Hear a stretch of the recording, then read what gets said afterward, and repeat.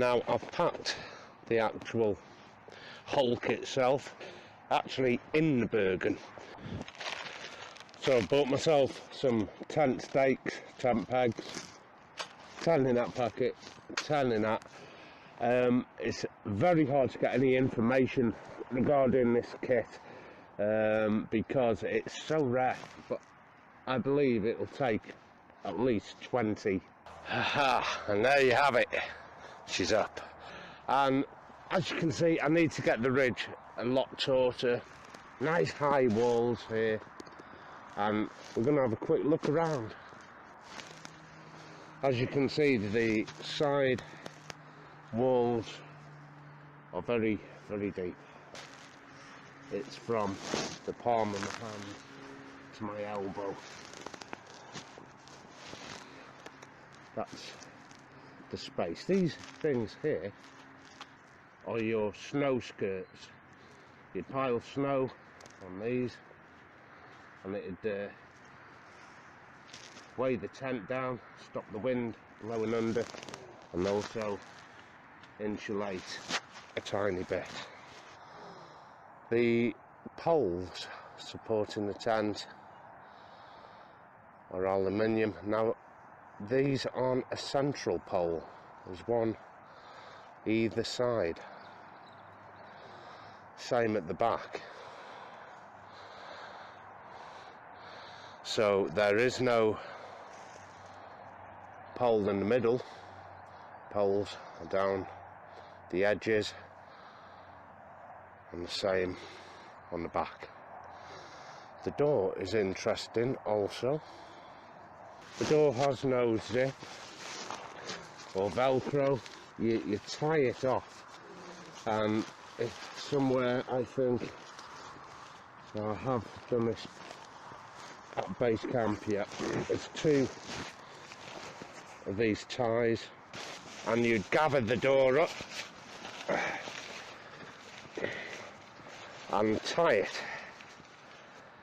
It's not a zip and it's not velcro, it's just good old-fashioned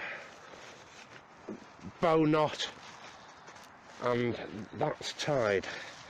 Now that is windproof, it's stormproof, hopefully snowproof. Now the ridge I haven't pitched correctly. Remember, this is the first pitch I've really tried. The inner has this material here, which we're going to have a proper look at, by the way, back at Base Camp HQ later.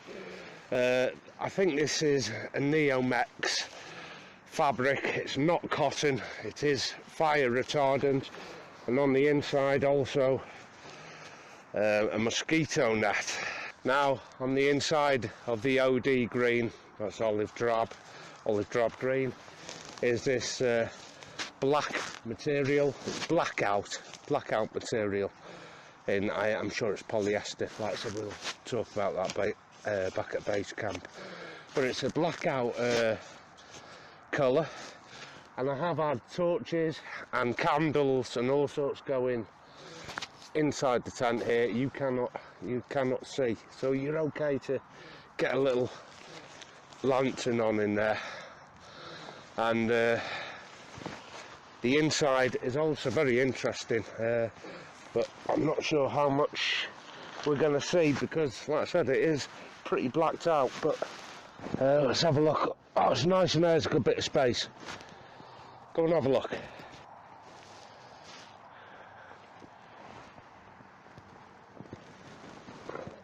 That's that white fire retardant material.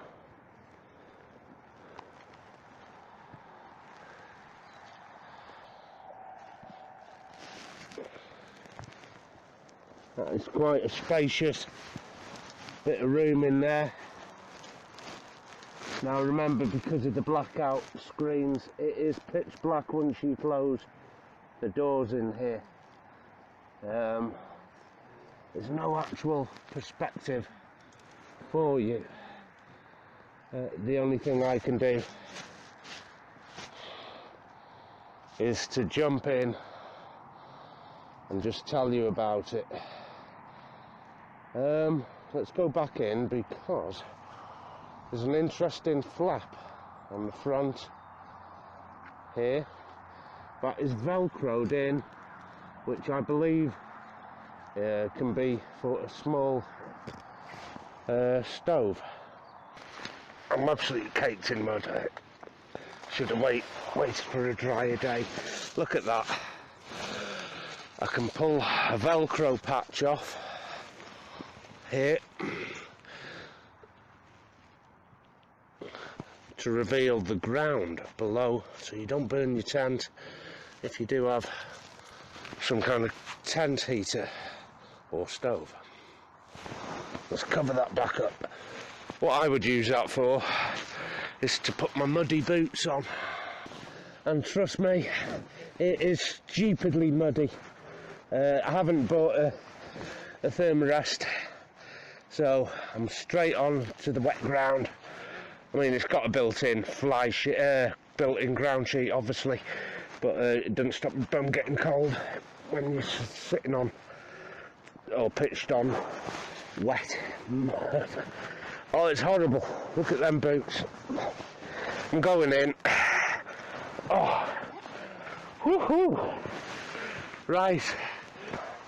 Oh wow, this is a hell of a lot bigger than I thought. Easily 2 men and the kit. Hell of a lot bigger than I was expecting. I've only had it up indoors, so I was quite excited to pitch it. So inside, hell of a lot bigger, hell of a lot bigger. So it's a proper 2-man tent, and it is bulky and there is some weight to it. So what I would recommend is, if you are hiking in sets of 2, one of you carries the hulk and the other carry the sleeping bags. If you buy an Arctic tent, you're going to have to get used to the weight, because it will keep you warm, it will keep you dry. This is fantastic for me, this. 6 kilos, it's certainly worth considering if you do like camping out in winter. Now, of course, I do have a bivvy, which is only 1.3 kilos, plus a sleeping bag, and I'm toasty warm in that, but that is for 2 men. So, like I said, there's not many of these tents left. That was only £100, which falls into my budget range. That really would disappear.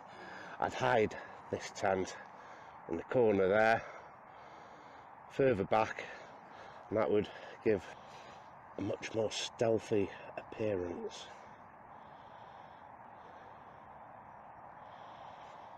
And I love the fact that it is designed for Arctic conditions. Okay, I'm happy with that, other than the actual pitch of it.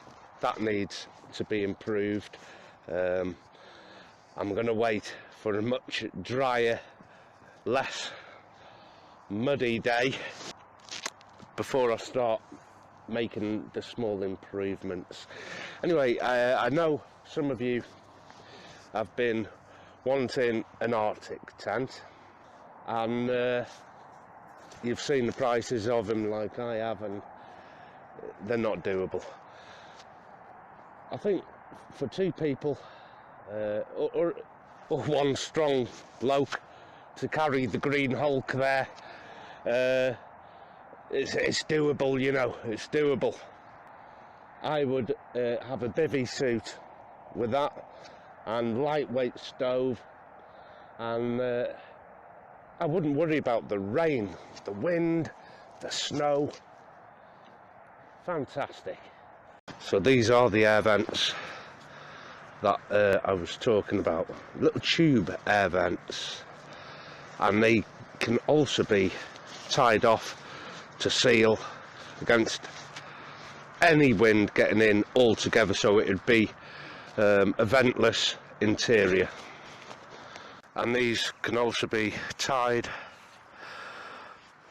to the end guy to keep the vent open also. So depending on whether you need your ventilation, or if a storm's come in, you need to close it down, you can. And of course, when we were talking about these poles, there's one on each side, making 4 poles, and they come in 3 sections. There's a string that runs down these poles so you don't lose them, so you just snap them together, and you thread these poles on the outside of the fly. Don't go inside, go outside. You know, this is solid, this is rock solid. Yeah, but it's a tight fit to get these poles down a sleeve on the outside here. So what I've decided to do is just to leave the poles in the sleeve. When I'm packing up, I break the 3 sections, folding them and rolling it all up. For me, I don't like having to do fiddly pole threading in the middle of the night, cold, chilly. You can't feel your fingers, so I reckon it's a brilliant idea just to leave the poles in as they are. So yes, I didn't think it would take 20 pegs, but yes it does. Of course, some of them are for keeping the wall up, some are for actually pegging the snow skirt down, but the most important ones are the guys on the front and at the back. That is what will give it its tension. It seems to sag in the middle. Like I said, it's not the perfect pitch. Look, if I pull, I can get that ridge nice and tight. It's just probably because this hasn't been tensioned enough at the front and the back. I'm going to unpeg the Hulk and we'll talk in a second. If I'm honest with you, it was a bit of a pig to pack. The Bergen has a narrow fitting as it is, and maybe if I put that in my Nash 120 Pursuit rucksack, that'd be a lot better. The rucksack itself is heavy, that's heavy. The idea, of course, is you split the weight between 2 of you. I don't mind carrying that, by the way. I don't think it's bad at all. It's just the wrong pack for the job.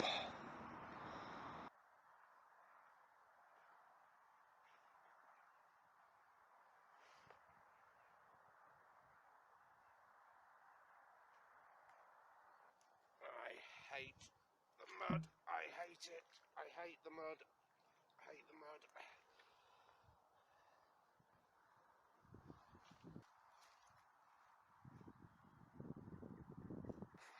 Better, better, better, better.